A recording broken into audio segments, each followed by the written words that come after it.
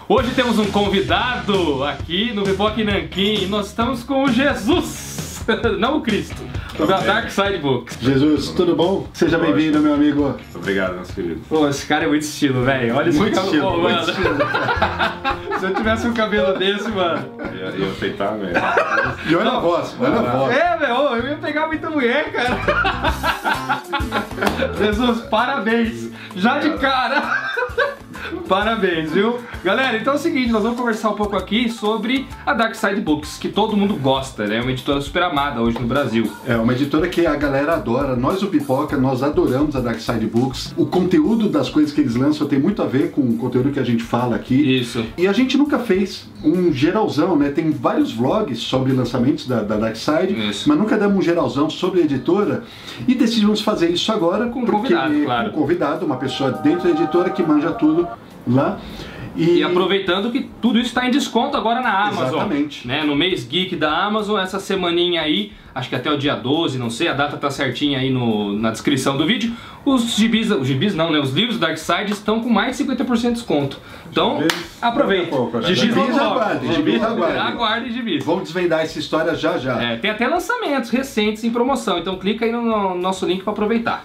Então vamos lá. Bora, vamos falar primeiro do histórico da editora, quando que você entrou, quando que a editora começou? A editora vai fazer 5 anos. 5 anos. No Halloween, né? Dia 31 de outubro, não à toa. Sentimos falta de ter a fantasia e o terror de uma maneira correta no mercado, né? De uma maneira apaixonada, como todos lá somos, né? Fantasia e terror sempre foi uma coisa meio periférica, né? Tirando os medalhões, sei lá, tipo Stephen King, algo assim, era sempre periférica nas editoras. É. Era outsider, mas a gente via que o público não é outsider na qualidade, né?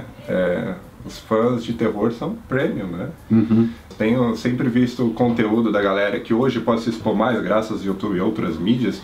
Uma galera que não tinha voz, não tinha recurso, mas tinha um conteúdo, eu vejo que é de primeira linha o que é produzido, né? E essa galera é muito exigente, e aí fala, então vamos fazer o que a gente ama, cumprindo essa exigência e muitas vezes dando mais. E porra, é super tesudo receber esse tipo de recepção da galera, né? Porra, isso aqui é fantástico. Ou ter o próprio Clive Barker lá elogiando, porra, essa capa é boa. O Gary tá falando que minhas fotos ficou sexy, pô. Esse cara mesmo. Você nunca corta esse cabelo, hein, mano? Ô Jesus, Se eu já cortar esse cabelo, você vai ser comigo, hein, velho? dúvida, a Dark Side tá o quê? Tá chegando com uns 70 lançamentos, mais ou menos? É 5 isso? anos, hein? Acredito que sim, mano. O número aproximado é esse mesmo. Tá beirando. Qual foi o primeiro? Primeiro foi Goonies, né? E já com uma mudança editorial, assim, foi lançado em capa dura e brochura, né? O que não era nada comum, não é uma metodologia, uma prática muito óbvia. Só que a gente não acredita muito no óbvio, né? A gente acredita no especial e deu muito certo dessa forma. E continuamos provocando o mercado com diferentes tipos de técnicas e tal. A gente tenta não reinventar a roda, mas falar que há diferentes rodas aí pelo mundo, né? E a gente consegue girar uma roda diferente, uma velocidade diferente e a gente chega num público aí muito aberto às novas novidades. Fala um pouquinho, Jesus, o que você faz na Dark Side e já emenda quais são os seus lançamentos favoritos. Meu trabalho lá também continuando as coisas em comuns, não é uma coisa muito tradicional, nem no meio livreiro, mas eu sou um promotor, ou seja, a pessoa que divulga todo o material, todo o conteúdo que é produzido na editora para o profissional do livro, né? Ou seja, o comerciante ali do varejo, das grandes livrarias e das pequenas também, desde que sejam apaixonados, isso é o mais importante, a gente nunca se preocupou tanto no tamanho, mas com a vontade de cada um. Então você faz a ponte entre a editora e essa galera. Exato. Você vai nas livrarias falar com as pessoas responsáveis delas, inclusive? No geral, eu falo com o apaixonado, o cara que sabe que é gostoso o terror, que a fantasia é bacana, aberta à literatura, agora que a gente está cada vez mais forte com o segmento Dark Love, que não é... Pode ter fantasia e terror, mas não é o principal desse segmento. Então a gente é editora, claro, um ícone desse gênero, muitas vezes tido como apenas violento, o que não é, né? Tem cheio de nuances aí em terror, mas a gente também é o segmento editorial Dark Love, que conversa muito, são sempre autoras mulheres, mas não somente, nunca somente, para um público feminino, né? E que tem assuntos mais complexos e menos entretenimento, mas tem um dos livros mais lindos que eu li na vida, que é Em Algum Lugar das Estrelas. É um título de primeira linha. E no começo da editora a gente falou, pô, como que esse livro seria inviável para o leitor entender se a gente lançasse ele, tipo, lançou Psicose, A Noite dos Mortos-Vivos, e vai lançar Em Algum Lugar das Estrelas? Não, a gente não conversam com o outro. Teve todo um trabalho de criar um selo separado. Não um selo, mas um segmento. De saber, tratamento, né? De saber que nosso leitor está preparado para dialogar dessa forma. E está muito, porque hoje grande parte do nosso sucesso é da parte Dark Love. É um expoente muito grande dentro da editora. E tá só no começo. Assim. Nossa, então você é um promoter, cara. É verdade, nem toda editora tem isso aí não, hein? E é diferente, eu dificilmente trabalho com número, eu trabalho com coração. Meio poético, mas é isso que você falou, na verdade, fica claro, porque a Darkside ela consegue fazer algo que é dificílimo, que é pegar um autor desconhecido, um autor completamente desconhecido, ninguém nunca ouviu falar, e trazer o trampo desse cara e transformar num sucesso. Porque uma coisa, a gente separou alguns livros aqui, então por exemplo, a Darkside lançou o Hellraiser, que você falou, que pô, é o Hellraiser, né, o Clive Barker, tem um nome. A Darkside lançou o Peter Benchley, o Tubarão, que estava fora de catálogo há um tempão no Brasil, e novamente tem um nome. Mas, ao mesmo tempo, vocês trouxeram uma coleção que eu gosto muito, do Mark Lawrence, que é a trilogia do Prince of Thorns, que o Mark Lawrence ninguém sabia que era o Mark Lawrence. No Brasil, pelo menos, né? No Brasil, pelo menos. E, de forma igual, outro livro que eu adorei de vocês é o do Kate Donaghue, o menino que desenhava monstros. Eu achei incrível esse livro, que também Kate Donaghue, ninguém sabia quem era. E novamente, o Victor Milan, que eu tive o privilégio de traduzir, Os Senhores dos Dinossauros, que ninguém sabia. E todos eles se transformaram em sucesso. Eu acho incrível essa qualidade que vocês têm. Fala um pouquinho mais sobre isso. Uma vez uma autora me questionou sobre o livro, um livro dela, se seria sucesso, se tinha alguma ação de marketing necessária. Eu disse que o livro é bom, então ele vai acontecer. Nosso papel é que ele aconteça o quanto antes, que as pessoas descubram as dádivas, a riqueza que está dentro de cada um e a peculiaridade que vale a pena. Porque hoje o mundo está cheio de informação, cheio de coisa para fazer, entretenimento aos montes, bombardeio de coisa legal. Então, por que você é mais legal? Por que você tem que ser visto agora? Esse é um papel editorial, é um papel de diálogo, principalmente. A gente não, se qualquer um desses livros não tivesse uma qualidade impecável, não adiantaria a capa bonita, diagramação fantástica, não ia dar certo. O principal é o conteúdo, ele tem que ser de verdade. Aí a gente coloca uma ponte, e essa ponte pode ser lúdica, né? Pode ser divertida, mas isso é o menor. O maior dos fatos é a qualidade. E esses autores são pica, eles vão ser em qualquer lugar, só que a gente teve o privilégio de conseguir mostrar isso. Então ciente da qualidade deles, vocês foram lá e mostraram. Exato. E vocês mostram de uma maneira que, eu vou te falar, pouca gente tem ousadia de mostrar. E uma coisa, gente, vocês prestaram bastante atenção em toda essa frase, toda essa bela frase que o Jesus colocou pra gente. Se não prestou, eu recomendo agora que volte o seu vídeo no YouTube e escute, porque ele falou uma coisa muito, muito, muito bacana e que acho que justifica e explica todo esse potencial e esse enorme sucesso da Darkside. Olha só, isso aqui, cara, é Clive Barker, mas não tem o nome do livro na capa. Olha só, tem só na lombada aqui, ó, Hellraiser. O resto não tem. E é um capricho, cara. Parece sei lá, parece couro entalhado. É um negócio muito louco, cara, é brilhante. Tem muita gente pegando, abrindo e falando, é couro. É couro, mas não é couro. O que é couro? É um material parecido, sei lá, não é possível, cara. Porque é muito bonito, cara. É essa sensação, né? É a sensação, exatamente, cara. Tem alguns aí que, depois eu vou falar ali, que dá vontade de tocar por alguns motivos e é um objeto vivo, né? É um objeto, exato, não mano. Não é algo de você ter lá por estética. Pode ser por estética, você pode aprender um monte de coisa, mas não me importa a técnica. Me importa o conhecimento e a história.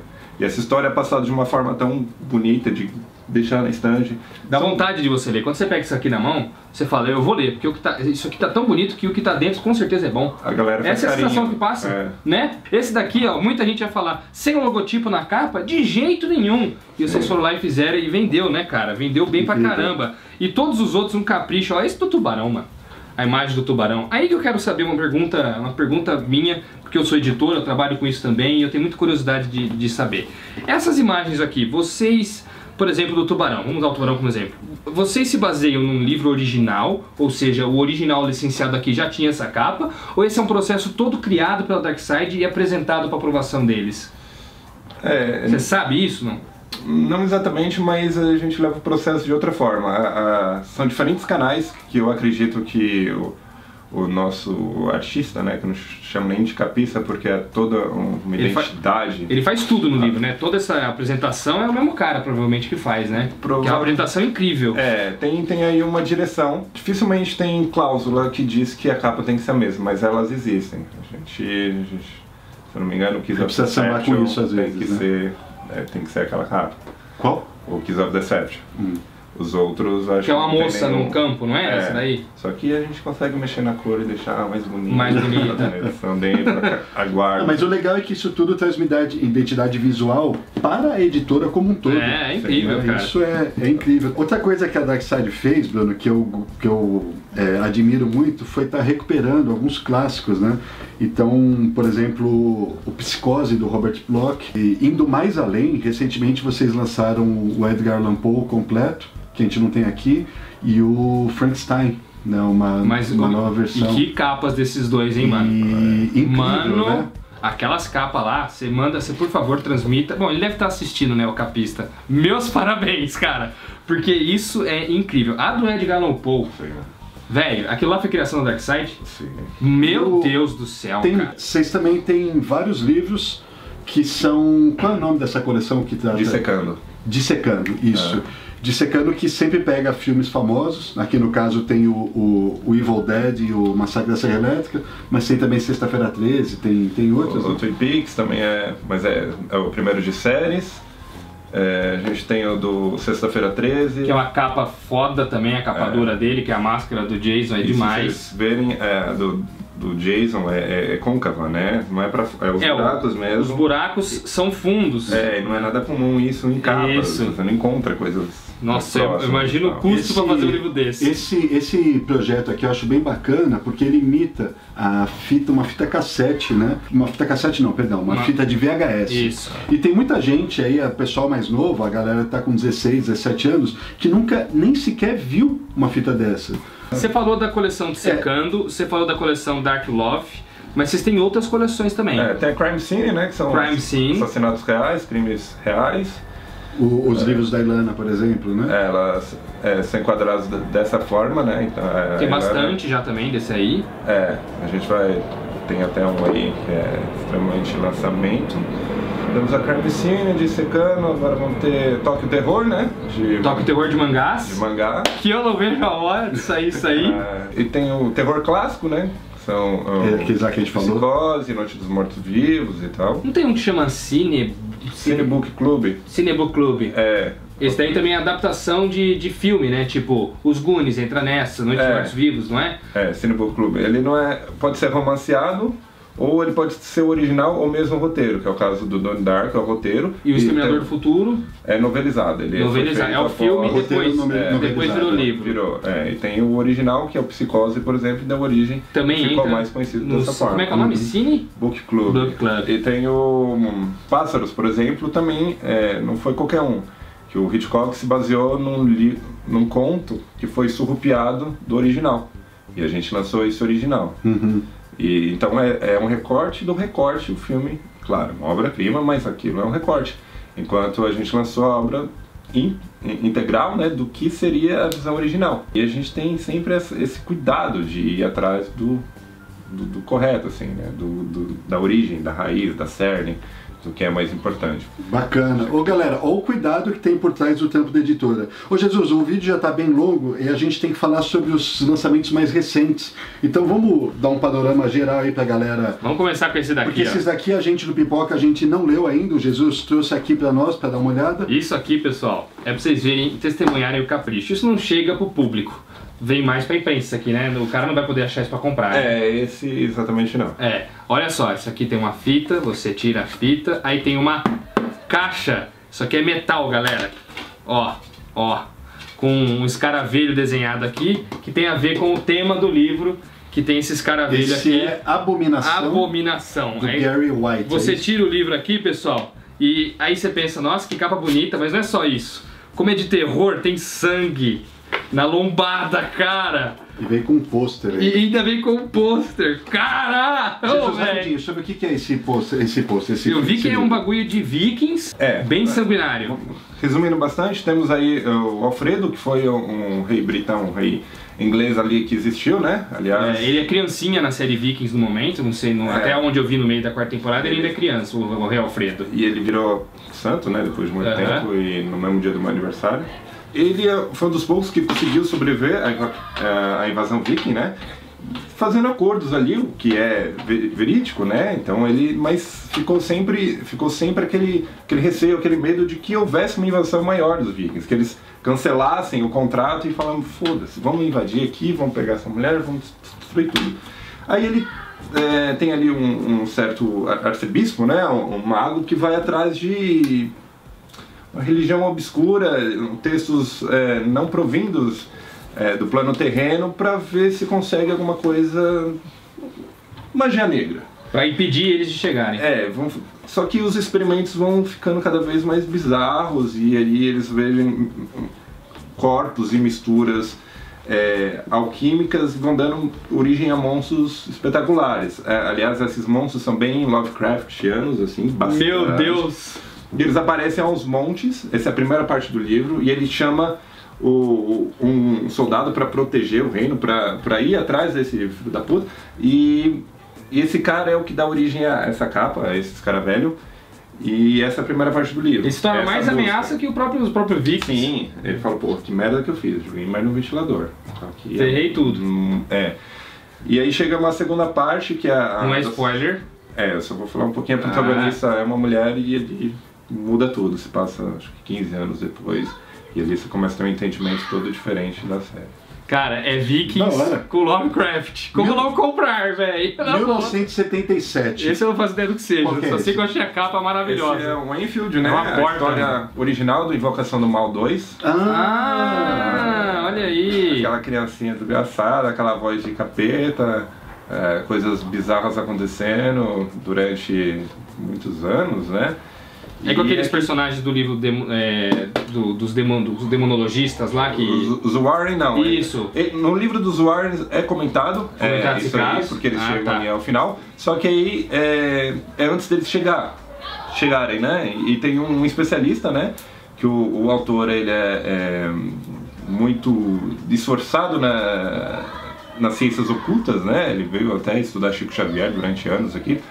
E ele tem uma vasta experiência no assunto, né? E ali há uma dissecação do que é verdade ou não. A gente não quer dizer o que é verdade, mas fatos extraordinários aconteceram e eles são bem documentados. Baseado em fatos, então, isso aqui. Ele pra mim é factual ao extremo. Tanto que os Warren me botam medo que eu nunca senti antes. Só os animais salvam. Do Ceridwen Dovey. Esse é Dark Love.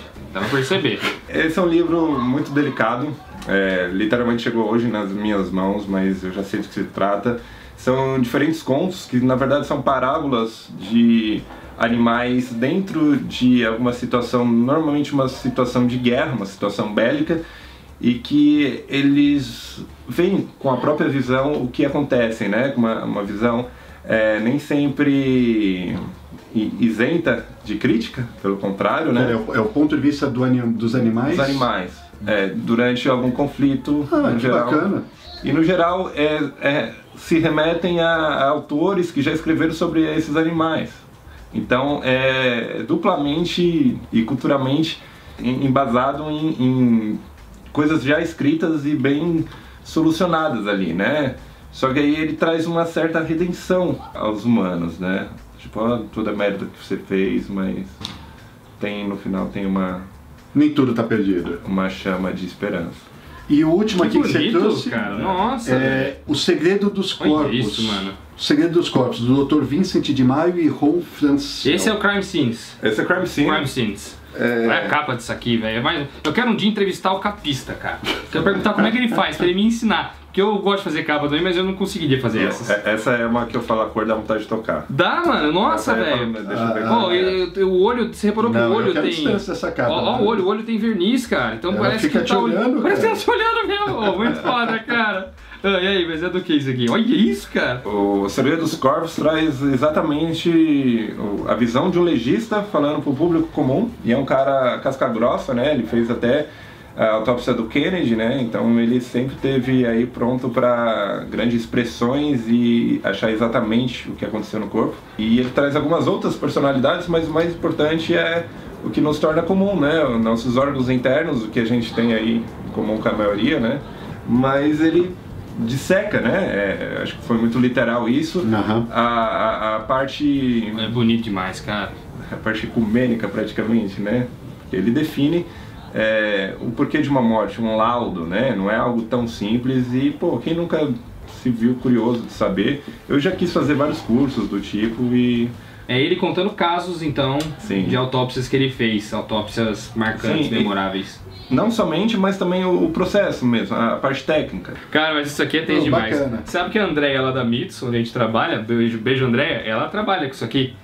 Ela não, assim, no tempo livre dela, ela tá fazendo um curso e ela trabalha com autópsia de corpo, essas coisas. Eita. Ela abre cabeça, aí ela fala como é que é o processo. E ela fala naturalmente, fala, você faz essas coisas? Faça, Ela legal. fala, faz, não, de boa. Abre aqui assim, abre tudo, tira os bagulho pra examinar. Mano, Tira os bagulho. tira os órgãos. Bom, espero que vocês tenham gostado do vídeo. Nós Lembrando vamos tentar que trazer mais gente pra entrevistar. Lembrando que os livros estão todos em desconto. Todos. É hora de comprar. Hora de agora. comprar, fazer a rapa na Darkside, porque tá um descontão da semana não, do mês geek da Amazon. Os links aí tá aí, você ajuda o Pipoca comprando e recebe uns livrão em casa. Sim, se algum desses livros que a gente, o Jesus, o Bruno e eu falamos interessou, Vai lá e fala pega. mais. Exatamente. É isso aí, deixe seu like pela participação do Jesus e para a participação de outras pessoas, de outras editoras futuramente aqui, certo? Jesus, Agradecemos a sua participação. Obrigado. obrigado a presença. Muito obrigado. Obrigado. Não corta esse cabelo, man. Jamais, Eu vou né? tirar uma foto ali porque. Ele é muito style, velho.